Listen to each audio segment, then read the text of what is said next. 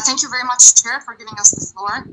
This is Mariam Mohammed. I am from Lebanon, and I'm a CC member of the CSIPM. I facilitate for the West Asia region on behalf of the Arab Network for Food Sovereignty. For the past few weeks, while language was being discussed and words being changed for the purpose of reaching consensus and compromise, the reality on ground in Palestine was not changing at all.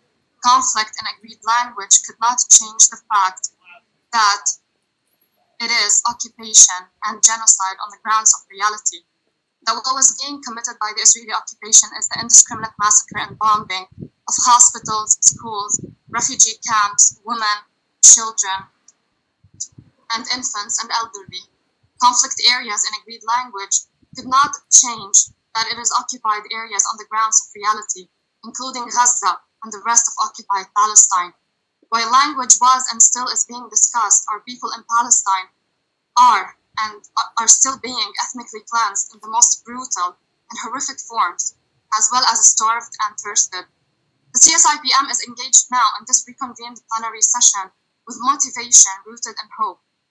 We are glad and hopeful that the CFS 51 can formally conclude today, and that the CFS is strengthened through this debate, reinforcing the role of the plenary to provide guidance and actionable recommendations towards achieving a world free from hunger, food insecurity, malnutrition, double standards, and the selective protection of human rights.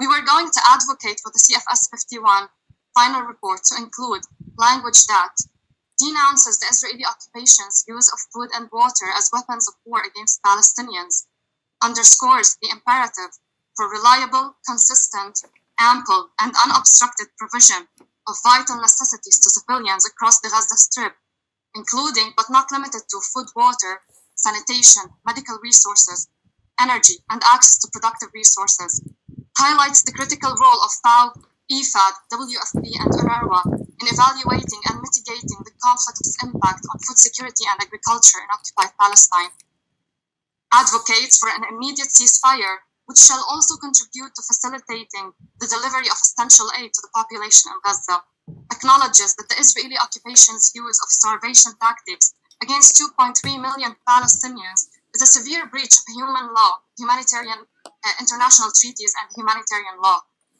demands that the Israeli occupation be held accountable and responsible for these crimes against humanity, and requests that the CFS chair to immediately forward these conclusions to the UN Secretary General and relevant UN agencies.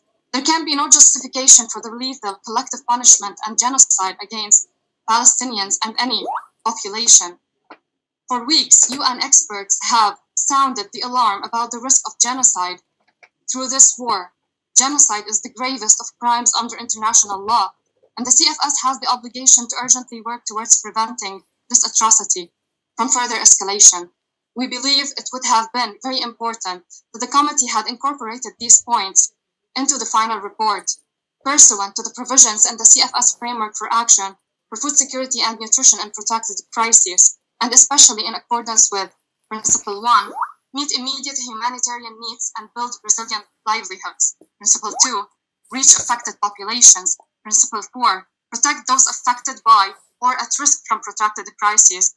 And finally, Principle 9, contribute to peace building through food security and nutrition.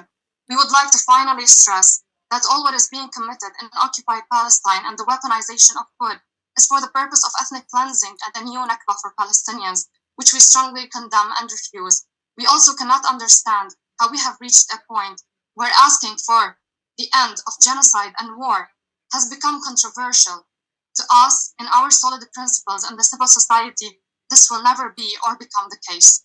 Thank you very much for giving me the time.